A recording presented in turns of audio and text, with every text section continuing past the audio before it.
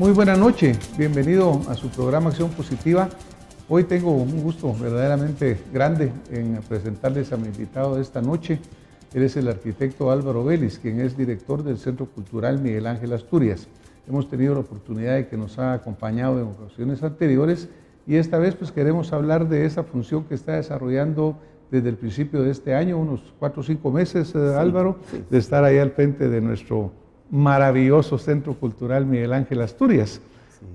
Cuéntanos un poquito, primero te damos la bienvenida y qué gusto tenerte aquí con nosotros. Sí, te agradezco mucho primero la invitación, no es la primera ocasión, ya estuvimos algunos años atrás aquí conversando sobre el desarrollo y la ciudad para vivir y la ciudad como un instrumento de crear ciudadanía, que fue la labor que yo estuve durante 10 años en la municipalidad trabajando y fui cofundador de Urbanística Taller del Espacio Público y de la Empresa Metropolitana de Vivienda y Desarrollo Urbano en aquella época. Y ahí quedó pues una trayectoria, un legado colectivo, digamos, donde me tocó participar y tuve un espacio, ¿verdad?, de no estar en cargos públicos, pero de pronto me llegó la lotería, diría yo, porque el cargo de director del Centro Cultural Miguel Ángel Asturias yo lo tomo como un honor verdadero y como un desafío para mi carrera profesional y para mi construcción como persona. Entonces, estoy en un momento muy importante, me siento orgulloso, me siento muy guatemalteco y me siento muy animado y estimulado, en el mejor sentido de la palabra, para ver cómo sacamos adelante el Centro Cultural Miguel Ángel Asturias. Muchas gracias, Álvaro. Verdaderamente esas son palabras que reflejan lo que este programa quiere hacer, es acción positiva, un ciudadano que de veras tiene el conocimiento, la experiencia y sobre todo ese deseo que está expresando tan grande y también de hacer algo bueno por Guatemala. Álvaro, cuando uno va manejando en la Sexta Avenida, que ahora pues el tráfico como cuesta y te da tiempo, uno mira hacia su derecha y admira contra ese fondo bellísimo de los volcanes de Guatemala, vemos ahí esa joya que es el Teatro Nacional, el Centro Cultural, y me recuerdo aún cuando leemos un poco de la historia, que pues el gran maestro Efraín Recinos cuando lo diseña y piensa en él, cabal lo piensa en esa forma, algo que no contraste con la naturaleza, sino que se funde con la naturaleza atrás con la belleza de nuestros volcanes. Así fue la idea del diseño, entiendo yo. Sí, tenemos la suerte los guatemaltecos, lo voy a tratar de decir en palabras emocionales, más que racionales. Nosotros tenemos un Tikal, un Copán, un mirador en tiempo real en el corazón de la ciudad de Guatemala y no lo vemos. O sea, tenemos una pieza única, magnífica, que no la encontramos en ningún lugar del mundo. Es un conjunto arquitectónico, paisajístico, es escultórico y en todos los sentidos una composición. Efraín Recinos, en mi opinión, en ese sitio pasa más allá de ser los atributos que he dicho, en lo que yo llamaría un constructor de lugares. Y al ser un constructor de lugares estamos hablando del mundo maya, del mundo de los centros ceremoniales, estamos hablando de la Gran Grecia y de la polis, o sea, construir el lugar. El lugar significa un espacio en el cual surge una singularidad. Efectivamente, Efraín Recinos retomó en su arquitectura valores del paisaje guatemalteco, insumos, por llamarlo, pero no es la palabra correcta, sino influencias de la arquitectura prehispánica maya, de los colores, simplemente, y del paisaje. Y entonces hizo una mezcla cuyo crisol es el conjunto que vemos ahora. Justamente la composición los volúmenes grandes de la gran sala justamente tienen las inclinaciones que son una metáfora de los volcanes que tenemos en el poniente. Vemos el volcán de fuego, el volcán de agua y un poco más hacia el sur, ¿verdad? Surponiente está el volcán de Pacaya y hacen un diálogo verdaderamente increíble el conjunto arquitectónico monumental con el fondo. Y luego tenemos una declinación en tonos azules a blancos, ¿verdad? Una declinación muy sutil que elabora él con mosaico veneciano que se trajo de México en su momento y entonces hace una referencia al azul y al blanco del cielo guatemalteco. También podemos ver las inclinaciones del volumen y eso está haciendo una referencia a las pirámides de Tikal, ¿verdad? Clarísimas, ¿verdad? Pero sin copiar, ese es el punto, es una recreación del siglo XX básicamente. Además hay referencias también muy escondidas, podemos llamar, pero si prestamos atención hay también unos dinteles que están prácticamente reelaborando los jaguares del mundo maya y el simbolismo que ellos tenían, el jaguar en posición de ataque y en posición de tranquilidad. Eso lo podemos ver también en algunas fotografías que les dejé para que ustedes puedan verlo en su momento. Entonces, estamos hablando de una arquitectura universal y local a la vez. Eso es la gran novedad y el gran aporte de Efraín Recinos.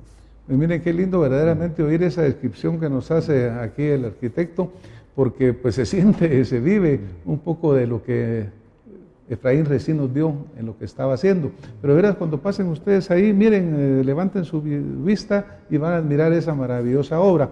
Ahora, algo interesante en esta historia, Álvaro, es de que este es un fuerte militar, el fuerte de San José.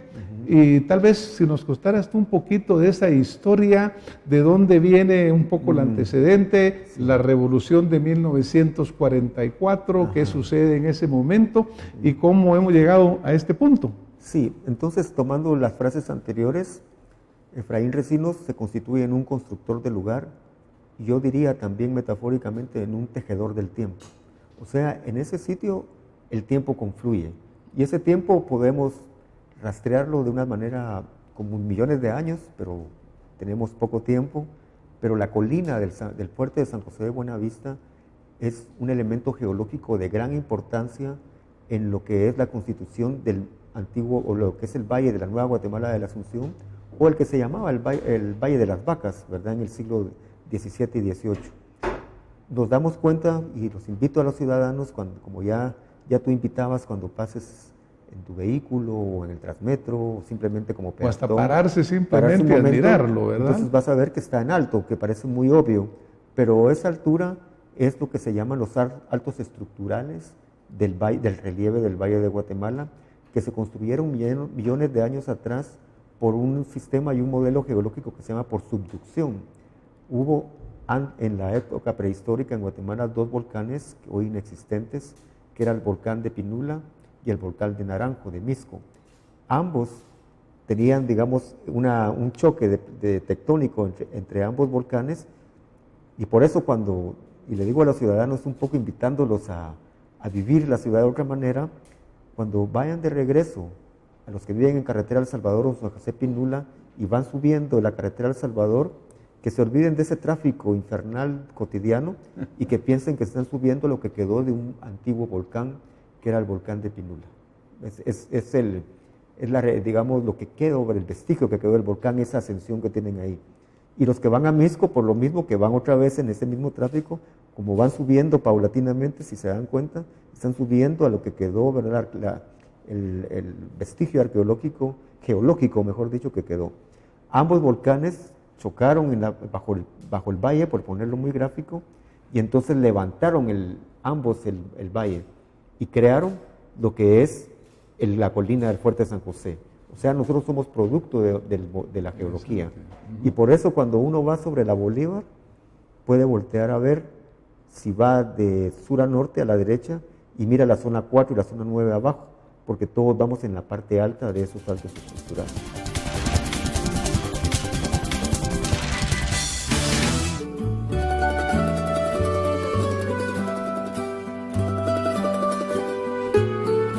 Embutido Santa Lucía, en su mesa todo el día.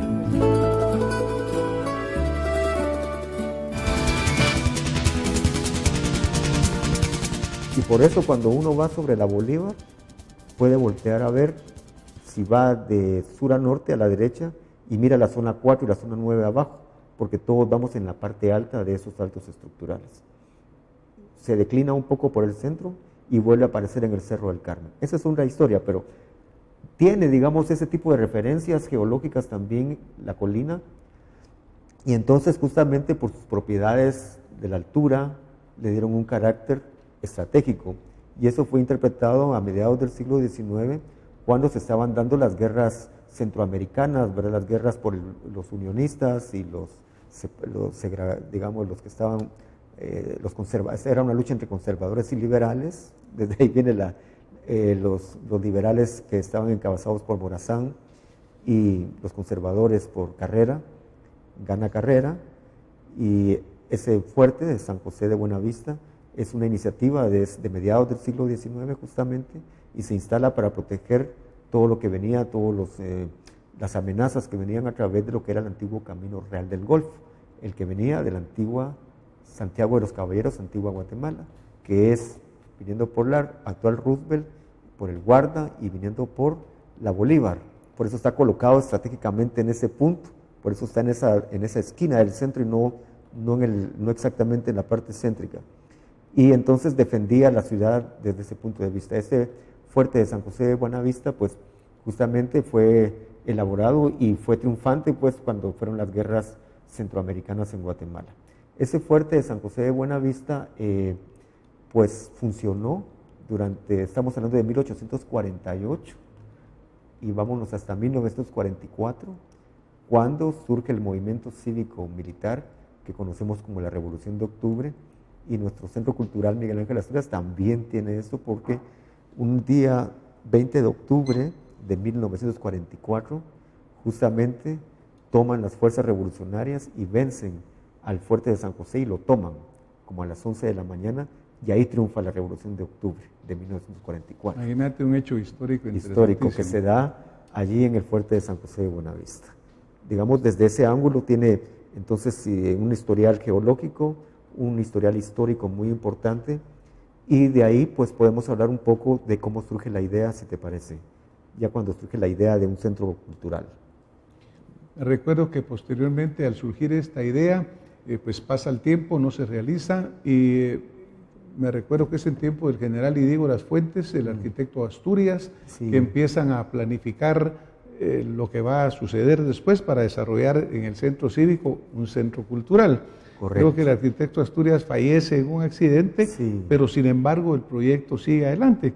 Cuéntanos un poquito de esa parte. Aquí viene una historia, nos quedamos en el 44 y el 44 genera una revolución importante de Guatemala que se puede llamar como la modernización de Guatemala. Era salir del feudalismo virtual que había vivido Guatemala desde la colonia para entrar en la modernidad, y entonces en eso la arquitectura y el urbanismo tienen una expresión, y en los años 50 pensadores, ideólogos, políticos, en el mejor sentido de la palabra, como debe ser, como debería ser siempre, político, ¿verdad? Como la polis griega de nuevo, arquitectos, artistas, ciudadanos, pensaron que había que crear un nuevo centro cívico, un nuevo centro de la ciudad que reflejara ese momento histórico. El centro nuestro, que reflejaba el periodo colonial, el periodo de la República Federal Centroamericana y lo que es la independencia naciente del siglo XIX, es la Plaza Mayor de la Constitución, con la catedral, con su palacio y con lo que es el portal del comercio actualmente. Eso representaba el pasado, y entonces piensan, vamos a hacer un centro cívico, y piensan realizar lo que se llamó en aquella época un nuevo corazón de ciudad. Y entonces se encuentran que hay un espacio entre la ciudad histórica y la ciudad que está expandiéndose hacia el sur. Estamos hablando del Cantón Exposición Zona 4, Tivoli, Montúfar, todo lo que ahora es la zona hotelera, turística, etc. Hay un vacío en el centro, que era un parque que se llamaba Navidad, y había también un cerro, una colina que le habían dado el curioso nombre de Luna Park, que es el fuerte de San José, donde está el teatro actualmente, y entonces deciden hacer ese centro cívico desde los años 50. Y ese centro cívico tiene, como ya bien lo dije, va a reflejar las instituciones públicas, y eso es importante también para compartir con la audiencia, que se habían creado durante el proceso revolucionario. No es nada más hacer arquitectura por hacer arquitectura como se hace ahora, sino que hay un simbolismo, hay una concepción del lugar. Por eso está la Municipalidad de Guatemala allí, porque la autonomía municipal se había logrado durante la Revolución de Octubre. Por eso vamos a encontrar el Instituto Guatemalteco de Seguridad Social, porque el código, ¿verdad? No es el código, perdón, sino que la reforma y la creación del Instituto de Seguridad es un aporte también del gobierno de la Revolución.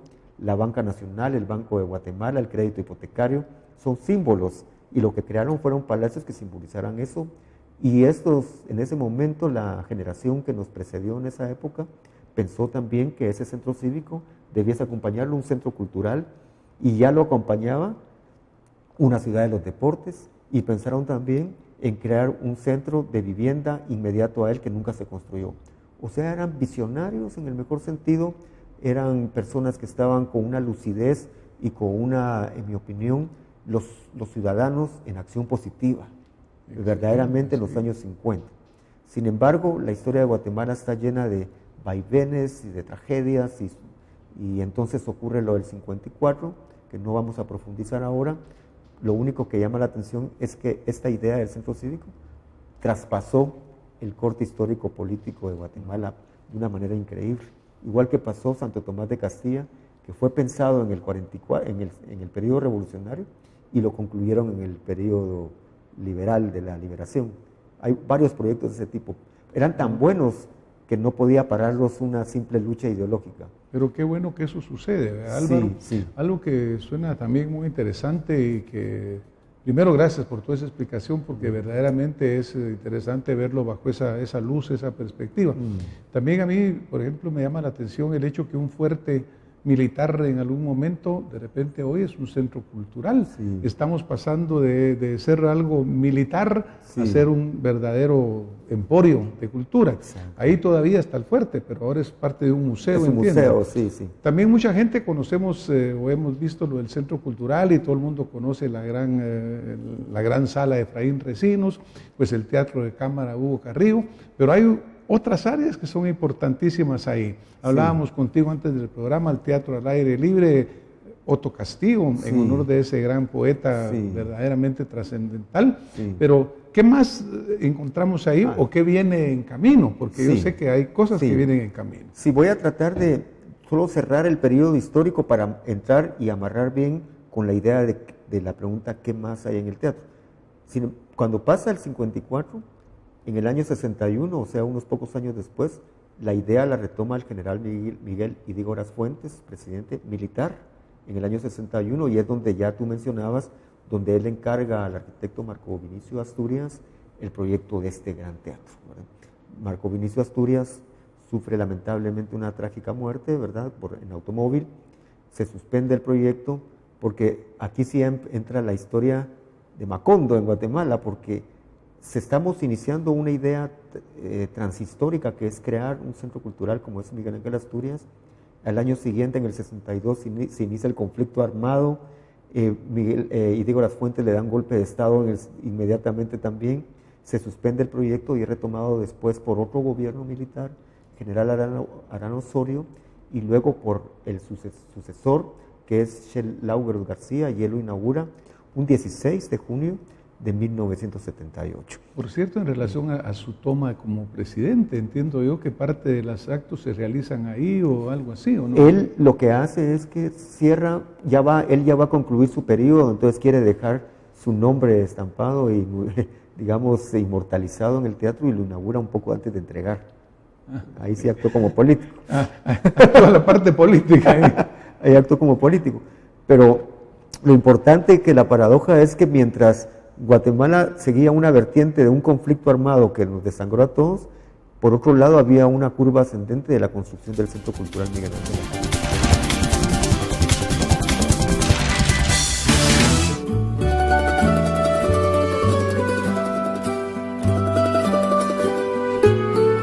Embutido Santa Lucía, en su mesa todo el día.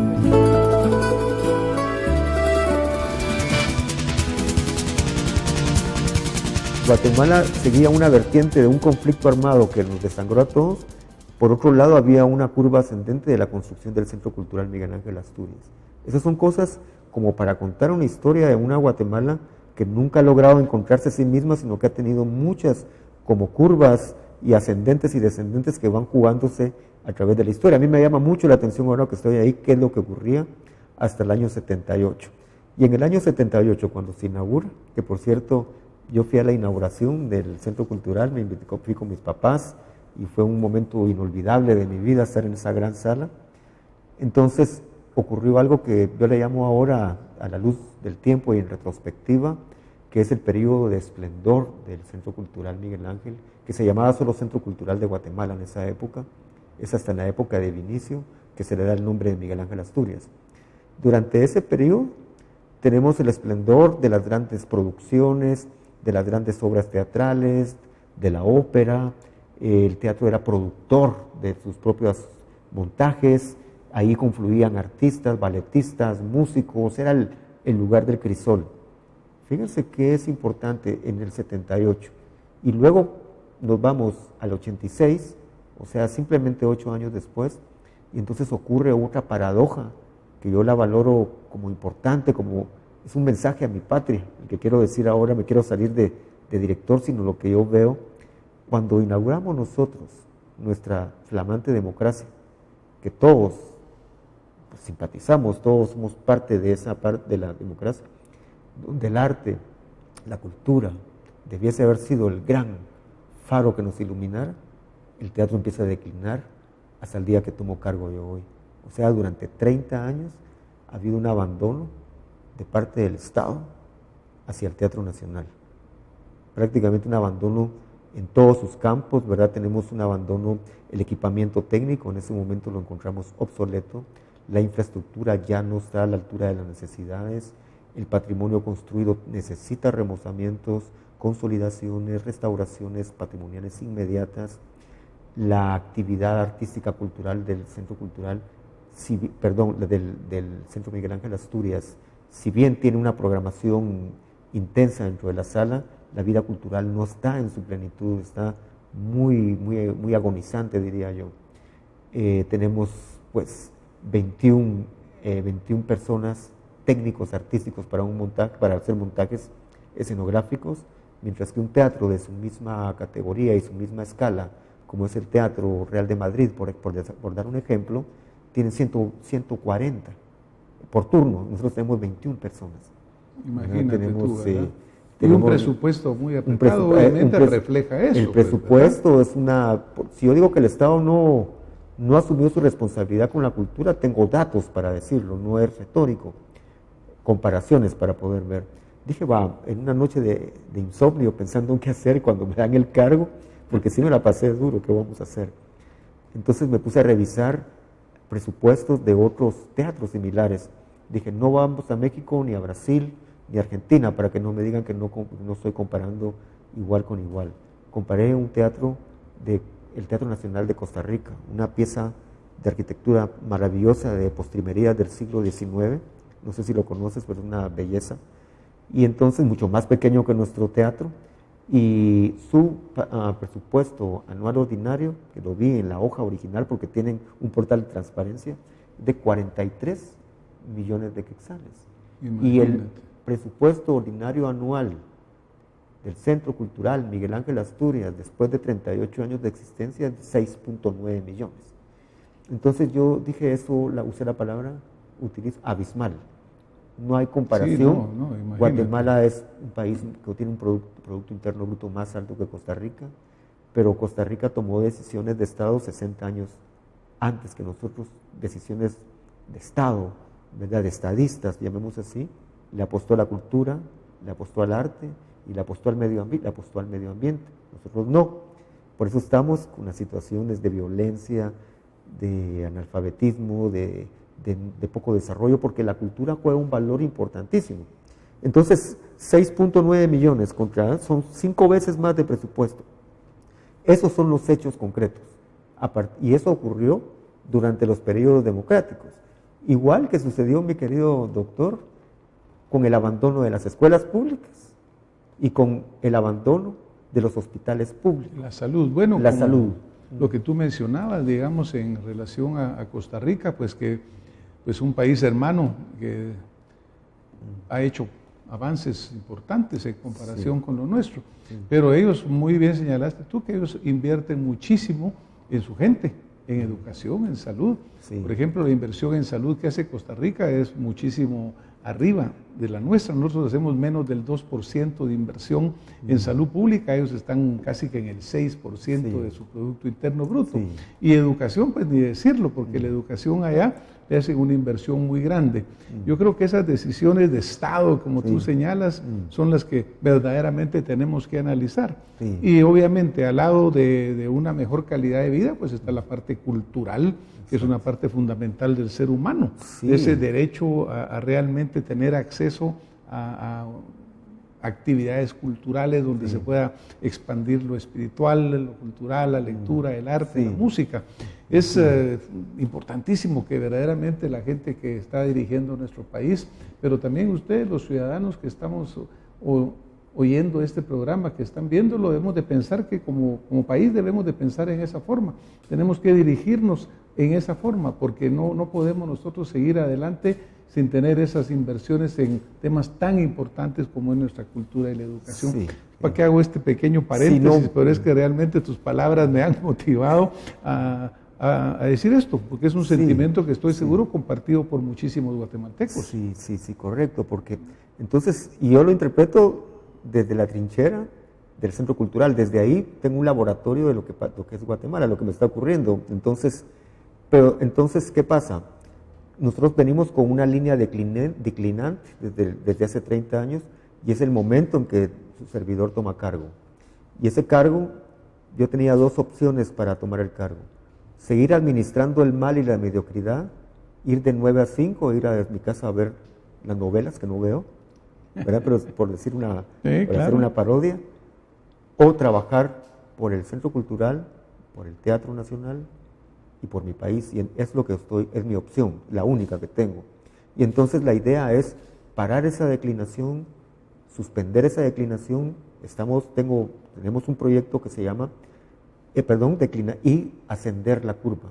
Si logramos hacer eso, ese programa se va a llamar el Renacimiento del Centro Cultural Miguel Ángel Asturias.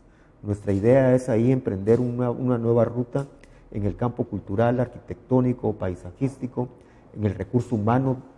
Pensamos que una prioridad nuestra es dignificar al recurso humano, a la gente que ha trabajado ahí, que es parte del abandono también durante tanto tiempo, y estamos en eso. Nuestras luchas se han concretado puntualmente en poder analizar esos puntos medulares y no decorativos. En ese sentido, la lucha primera fue aumentar el presupuesto del Centro Cultural, y el día de hoy puedo decir con mucha alegría, con mucho orgullo, que nos han aprobado 10 millones de quetzales más para el 2017. Ya se encuentra en el presupuesto nacional dicho presupuesto, y además 14 millones para concluir la obra póstuma, por llamarle así, que dejó el maestro Recinos a medio construir dentro del mismo Centro Cultural, que es el Instituto Nacional de la Marimba. Entonces nuestra idea es, entre muchos proyectos que creo que no nos va a dar tiempo hoy, quiero transmitir la energía. Tenemos un plan técnico, que es un plan maestro, plan de manejo, que yo como arquitecto pues es mi especialidad, para poder llevar a cabo el Renacimiento, y vamos a declarar como gran plataforma mental, llamémosle nacional, el 50 aniversario de la recepción del Premio Nobel de Literatura de Miguel Ángel Asturias. Álvaro, la verdad que esta temática que hemos tocado hoy contigo, pues nos ha generado una tremenda cantidad de material. La verdad que estamos recibiendo llamados de la audiencia que quieren que sigamos hablando el próximo domingo. Entonces yo te quiero invitar de una vez a que sigamos este programa, porque hay tanto tema tan bonito que has venido tocando que yo no puedo quedarme a la mitad de ello. Hoy nos vamos a tener que ir, Álvaro. Pero te invito de una vez a que sigamos el próximo domingo y concluyamos con toda esta información tan interesante que tanto interés está generando. Nos vamos a tener que ir hoy. Muchas gracias por estarnos acompañando. Y el próximo domingo estamos con ustedes de nuevo con el arquitecto Álvaro Vélez, director del Centro Cultural Miguel Ángel Asturias. Buenas noches.